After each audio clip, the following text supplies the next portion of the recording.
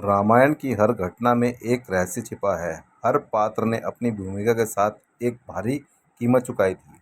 कोई राजा था फिर भी असहाय बना, कोई रानी थी जो अपमान की आग में जली, कोई भाई था जिसने अपना जीवन त्याग दिया और स्वयं भगवान जिन्होंने प्रेम के लिए वियोग सहा।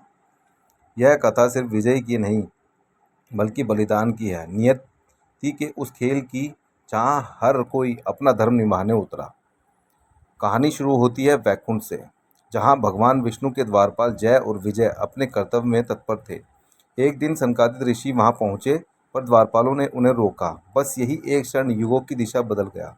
ऋषियों ने क्रोधित होकर कहा, अहंकार ने तुम्हें अंधा कर दिया है, अब तुम स्वर्ग से पतित होकर मरणशील बनोगे। भगवान विष्णु प्रकट हुए और बोले, विकल्प तुम्हारा है, 7 जन्म भक्त बनो या 3 जन्म मेरे शत्रु। जय विजय ने नम्र होकर कहा, प्रभु शत्रु बनकर भी यदि आपका स्मरण बना रहेगा तो वही उत्तम है।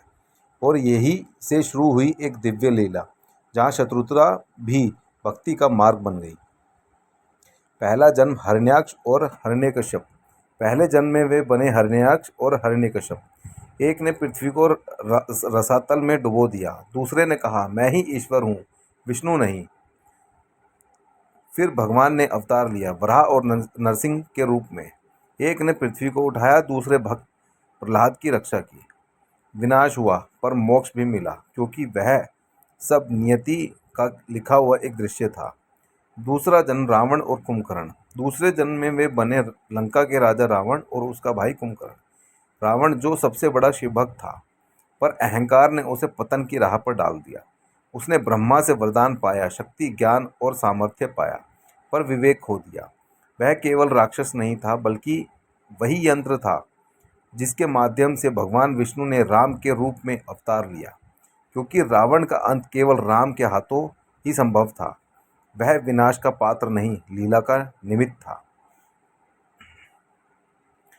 कैकई, दोषी या नियति का साधन।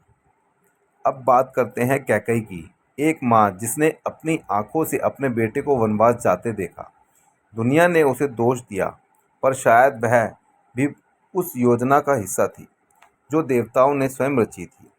क्योंकि अगर राम वन न जाते तो रावण से युद्ध कैसे होता, धर्म की स्थापना कैसे होती। देवताओं की प्रेरणा से मंत्रा ने उसके मन में भय भरा और कैकई ने माँ होकर भी कठोर निर्णय लिया।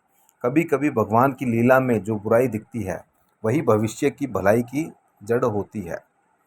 वनवास, परीक्षा या योजना। राम का वनवास सिर्फ त्याग नहीं था, वह एक यात्रा थी जहां हर कदम पर अधर्म का अंत हुआ। दंडकारण्य केवल जंगल नहीं था, वह उस समय राक्षसों का अड्डा था।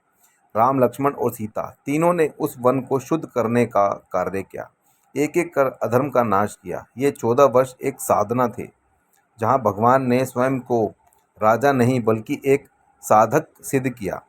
सीता हरण, वियोग या योजना का अंतिम चरण। फिर हुआ वह प्रसंग जहां रावण ने सीता का हरण किया। यह दुखद लग सकता है, पर यही वह क्षण था जिसने लंका तक मार्ग खोला। अगर यह घटना न होती तो रावण का अंत असंभव था। प्रभु की लीला वही पूरी होती जहाँ सबसे बड़ा दुख सबसे बड़ा उद्देश्य बन जाता। निष्कर्ष, हर पात्र का बलिदान। रामायण हमें यह नहीं सिखाती कि कौन सही था और कौन गलत। यह सिखाती है कि हर पात्र ने अपना धर्म निभाया। राजा दशरथ ने प्राण त्यागे, कैकई ने प्रतिष्ठा खोई, लक्ष्मण ने नींद छोड़ी, सीता ने अग्नि परीक्षा दी और स्वयं राम ने अपना सुख त्यागा। हर किसी ने अपने हिस्से की आहुति दी ताकि धर्म और सत्य फिर से जीवित रह सके। जय श्री राम। अंत संदेश। प्रिय दर्शकों, अगर यह कथा आपके हृदय को छू गई तो इसे साझा करें, क्योंकि हर सनातनी के भीतर राम की यह लीला धड़कती है। कमेंट में लिखिए जय श्री राम और चैनल प्रिदेव दर्शन को सब्सक्राइब